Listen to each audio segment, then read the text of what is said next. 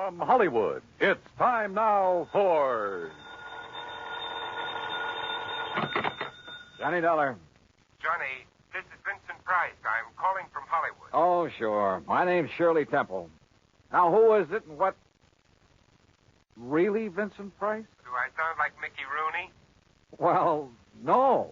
But now, tell me, Mr. Price. Now, look, the name is Vincent. Okay, Vincent. What can I do for you? Johnny, I have a little problem in connection with one of my paintings insured for $100,000. $100,000? You call that a little problem? This painting has suddenly disappeared. Oh, I see. What's the insurance company? State Mutual. Oh, well, they have a small branch office right there in Los Angeles. Yeah, I know, but Bert Parker, the man who sold me the policy and should take care of this matter, well, every time I've called him, he's been out. And I learned just this morning that nobody knows where he is. Okay, Vincent, I'll grab the first plane.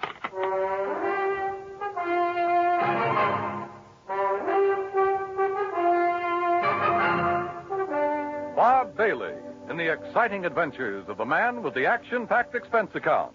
America's fabulous freelance insurance investigator. Yours truly, Johnny Dollar. And now, Act One of yours truly, Johnny Dollar.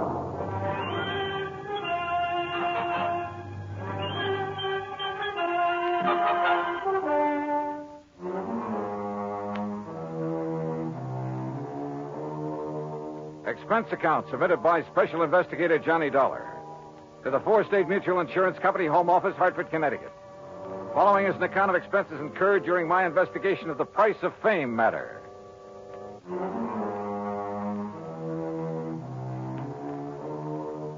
Expense account item 1, $178.50, plane fare and incidentals, Hartford to Los Angeles. By the time the big silver Constellation made its landing at the international airport, it finally dawned on me that I hadn't arranged with Vincent Price about where and how and what time I'd meet him. But as I picked up my luggage, I discovered a hungry-looking crowd of autograph hounds milling about the tall, gracious man I was looking for. Oh, sure. I'm glad to. Look, but just one at a time, will you please? I can't very well. All right, there you are. Now I have to meet a friend. Gee, just one more, please. Huh, Mr. Price? All right, if you insist. Here. Best wishes from T. Willie Rocking Horse. Huh? How are you, Johnny? Oh, great, but I didn't expect... Johnny who? You mean to say you folks don't recognize Johnny Dollar? Oh, now, wait a minute. Attaboy, Johnny. Give 'em all. I'll wait for you in my car. It's right over here at the curb. Yeah, but look, will you? Hey. Right here, Mr. Dollar. No, you didn't. I'm nobody. Please. By the time I got away from that mob, I felt as though I'd been run through a ringer. But we finally took off in Vincent's car and drove to his beautiful home up in one of the canyons west of Beverly Hills. Nestled among the trees with spacious lawns and well-kept gardens, it's furnished in the most excellent taste. I'm no expert, but to say that I was impressed by the extraordinary works of art in that home would be the understatement of the week. Engravings, prints, fine sculptures, but most of all, paintings. And even to my unpracticed eye, all of them were, well, magnificent. Here's a little thing I picked up in London, Johnny. It's called The Old Man in Red by Goya. Wow. Yeah, I thought original oils by him were found only in the big museum. And I've been pretty lucky in getting hold of some of these. Yeah, you've known what you were doing, too. You like this one? It's called Fright. It was painted by Kenneth McManus. Uh-huh. Beautiful. Beautiful. Like all the rest of them. Thanks. How about this one, here at the end?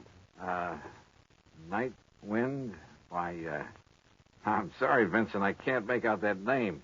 You don't have this one lighted like the rest. No, that's to maintain its somber mood, Johnny. Oh. And that's what made it possible for the substitution of this copy to go undetected.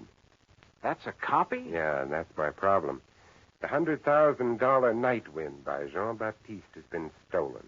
This was left in its place. Oh, I see. It's not a bad copy, probably worth a couple of $100, but it's hardly a genuine Baptiste. Well, when did you discover this substitution, Vincent? When I returned from a lecture tour early last week. Oh, that's right. You've been traveling all over the country lecturing on art. Well, let's call it talking about art, huh? Tell me, have you notified the police about this? I suppose I should have. Well, I felt that was Bert Parker's job. And you haven't been able to reach him over at State Mutual? As I told you on the phone, he hasn't been in his office for some time. Vincent, have you any theories about who might have done this?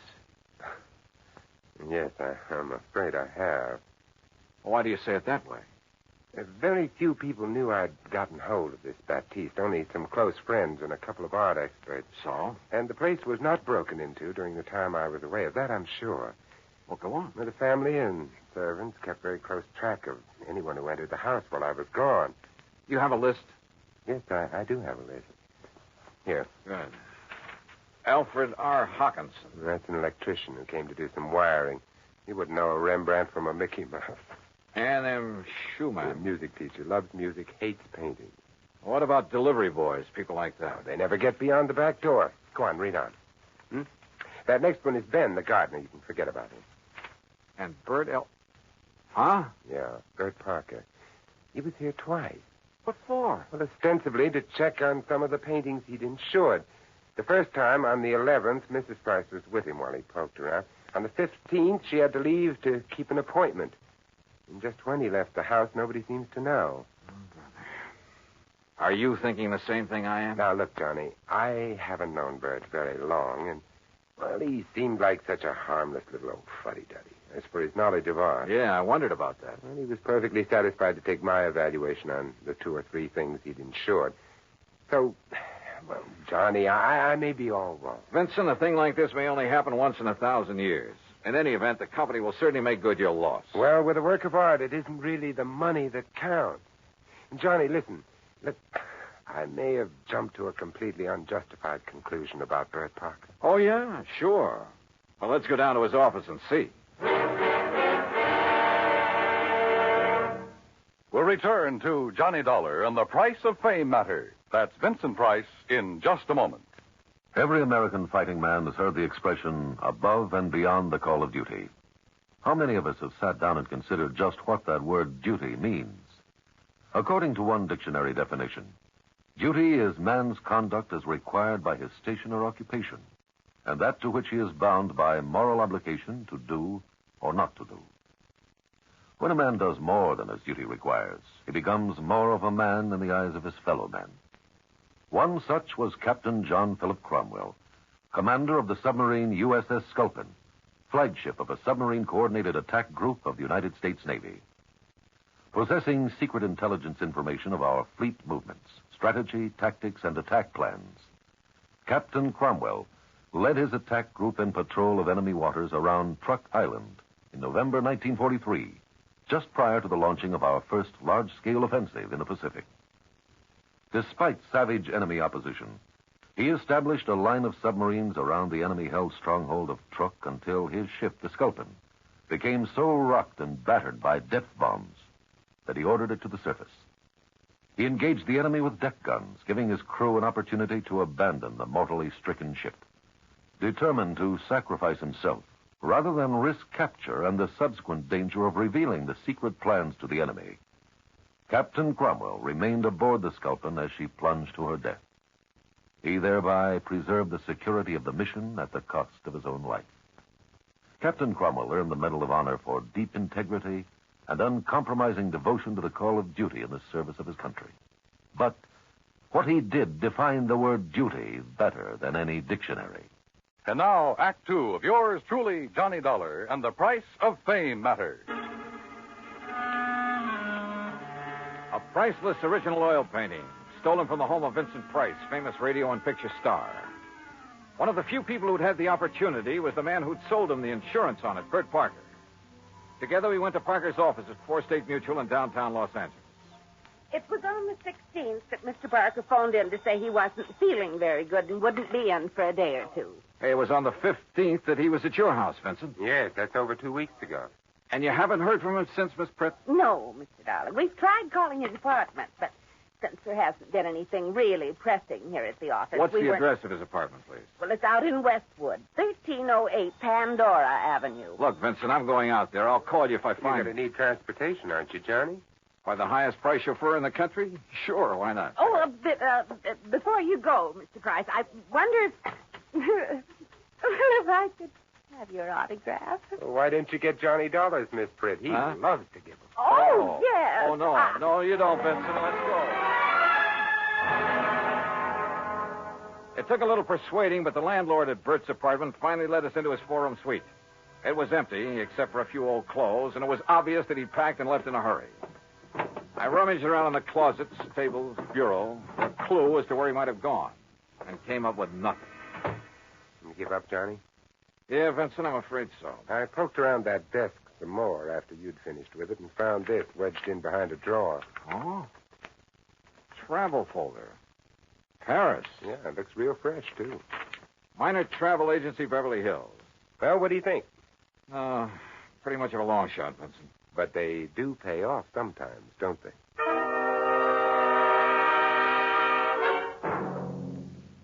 Planned the trip for myself, yes, sir. First class all the way. What was the departure date, Mr. Miner? 16th, first class, straight to Paris. Oh, brother. Paris is a pretty big place. Did you make any arrangements for him for after he got there? Only for when he arrived. Reservation at the Louvois. What? The hotel, Louvois.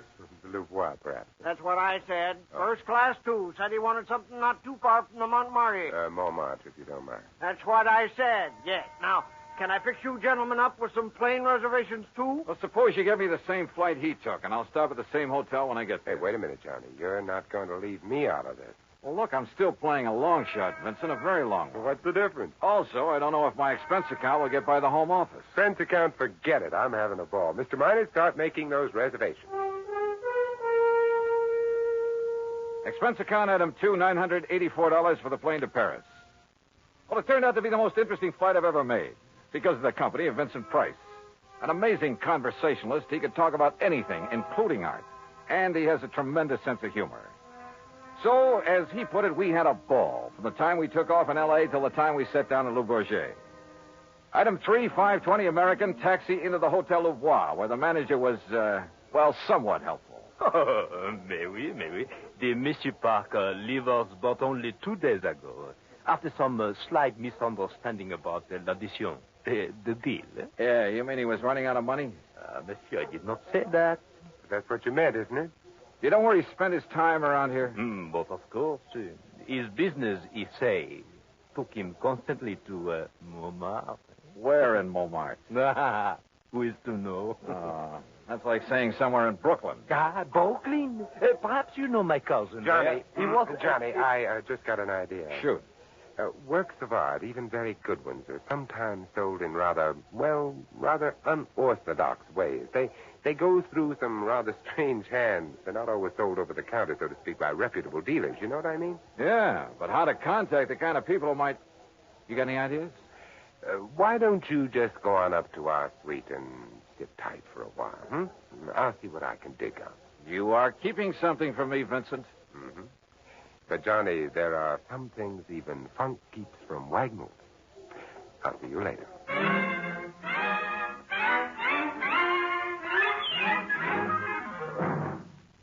Act 3 of yours truly, Johnny Dollar, in a moment. Our flag now numbers 50 stars, and behind each star there stands yet another flag, representing one of the 50 states. West Virginia's state flag depicts its principal pursuits, farming and mining. Crossed rifles and the Phrygian cap of liberty indicate that freedom and independence have been won and will be defended and maintained by arms, typifying the independent spirit that was responsible for forging the state from the chaos of the Civil War. The West Virginia flag carries the motto, Montani Semper Liberi, Mountaineers, always free men. West Virginia's state flag, the flag of the 35th state to enter the Union, was adopted on May 7th, 1929. And now, Act 3 of yours truly, Johnny Dollar, and the price of fame matters. All of gay, romantic Paris just outside the door, and time on my hands. So what did I do? Took Vincent Price's advice, went back to my room at the Hotel Louvois, and waited. 2, 3, 4 hours. Finally, shortly after 8 p.m., Vincent came in bearing a couple of packages. Sorry to have made you wait, Johnny, but I think I'm on the trail of something. Looks to me like you've been on a shopping spree. Props, Johnny, before you. Have you found out where Bert Parker is? No, but I think you will. Here, try this on. Huh? What's this all about? A 10-gallon hat? Yeah, I had to guess at your size. Where in Paris did you find this? Try it on. Oh, what do you... Holy... What am I supposed to be, a refugee from Texas? Exactly. You made it in oil wells. Your name is Matthews. Huh? You're over here to see the sights, all the wild nightlife you've heard about, the Folie Bergère, Rue Blondel, Place Pigalle. Here, try on this shirt. Oh, brother. Look, I don't know what this is all about, but hadn't we better get something to eat? Try it on. If you don't take me to one of the world-famous restaurants in this town. Maybe tomorrow. Huh? Yeah, that's good. That shirt's going to be all right. What do you mean tomorrow? Here, now, stick this genuine simulated imitation diamond-type stick pin in the front. Wait a minute, I'll do it for you. Yeah, what the Sam? There you are, and with this big hunk of glass on your finger. There now, look at you. Oh, you look. I'm hungry. Well, maybe you'll even get food where you're going. Now, where do you think I'm going in this rig? To a little joint on the Rue Blondel called the Bal Macabre. Now, what am I supposed to do there, if I go there? Sit around. Look prosperous. And see what happens. Oh, Vincent. Remember, you made it in oil. Millions. Yeah, but Vincent... Also, you're interested in art, and your name is Matthews. Look, will you? On your way, Johnny. The taxi that's waiting for you out front knows exactly where to take you.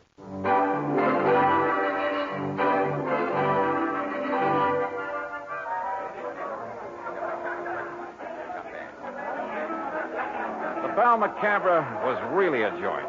It was dirty, and the people packed like sardines in it were dirty, too. Characters who made a business of being characters.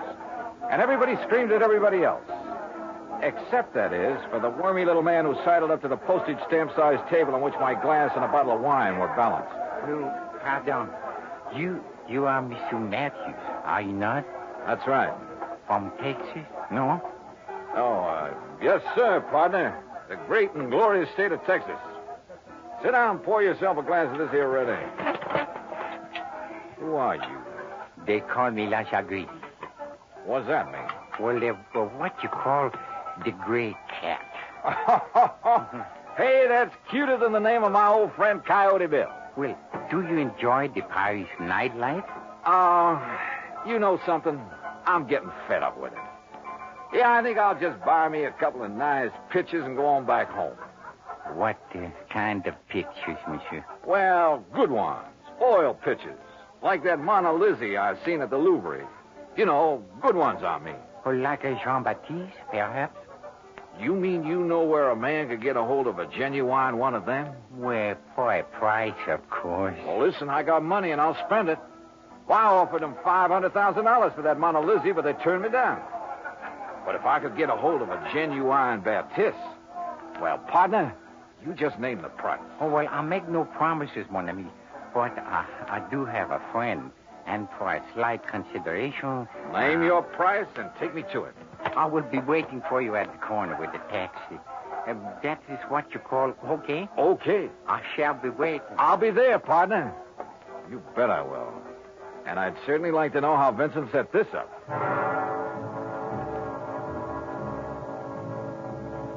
The taxi dropped us off at one of the most disreputable-looking apartments in the whole of Paris. My friend, who called himself the Gray Cat, looked carefully around before entering the front door. Then we climbed 4 flights of a dark, musty stairway.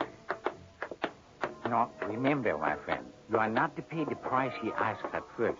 If you like, I will make the arrangements for you. Now, that would be right friendly of you, partner. But how would you come out on this? Well, all I ask, monsieur, is 10% of what you pay. And maybe a little extra from him for bringing me up here? Oh, monsieur. Oh, now, don't give me that, partner. I've been around. I'm wise to how you fellas operate. But if I can get a hold of a real, genuine Baptiste... You will see.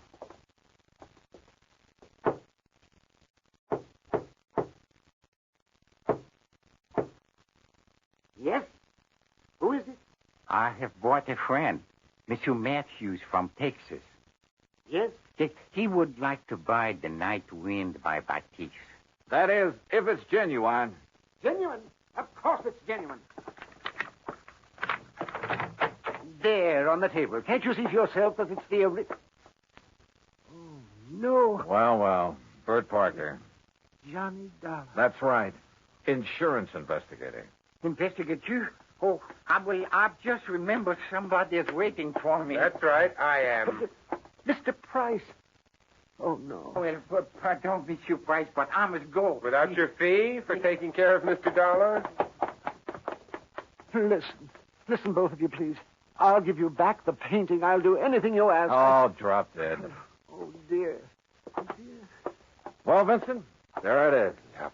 And it looks like the company has saved a cool $100,000. I have a confession to make about that, Johnny. Yeah, like how you happen to know the way to the painting through that squirmy little fellow who brought me here. Oh, well, that's how I got hold of the Baptiste in the first place.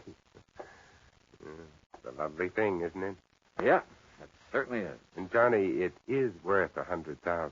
Oh, I'm sure. But the truth of the matter is, I paid only $300 for it. You paid? Oh, no. It's a fact. Well, you've got it back thanks to your own efforts. Thanks to your being the front man. If I'd tried to get it back myself, these people would have run like scared rats. Oh, sure. Just tell me one thing, will you? Why aren't you an insurance investigator? Well, you know, it's every man to his own. Well, after all, why aren't you an actor? Let's get out of here. Disposition of Bert Parker? Well, that's entirely up to the company. Vincent, now that he has the painting back, doesn't care one way or the other. However, from the company's standpoint, well, it's not the kind of black eye that's good for you. Expense account total, including incidentals and transportation back to the States, $2,341. Remarks? Well, to Vincent Price, my eternal thanks. Not only for the help on this case, but most of all because it's given me a chance to really know him. Yours truly, Johnny Dollar.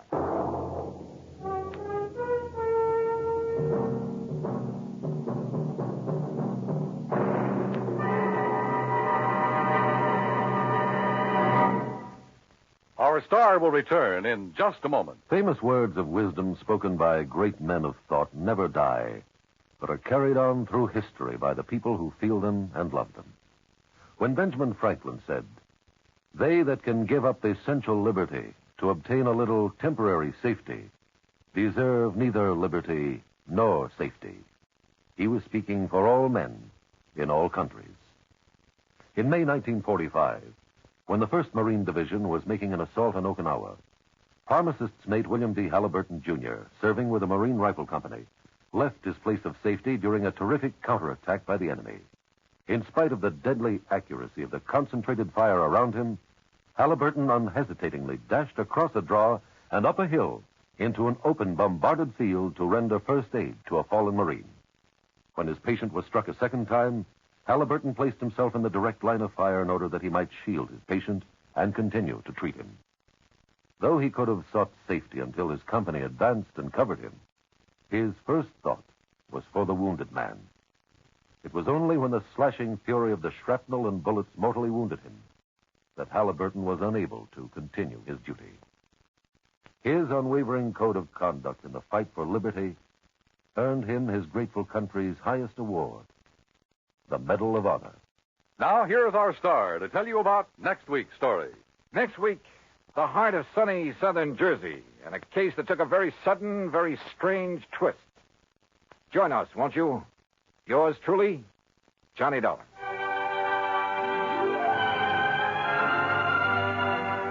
Yours truly, Johnny Dollar, starring Bob Bailey, originates in Hollywood and is produced and directed by Jack Johnstone, who also wrote today's story. Heard in our cast were Virginia Gregg, Junius Matthews, Tony Barrett, Forrest Lewis, Howard McNear, and, of course, our special guest, Vincent Price. Be sure to join us next week, same time and station, for another exciting story of yours truly, Johnny Dollar. This is Dan Cubberly speaking.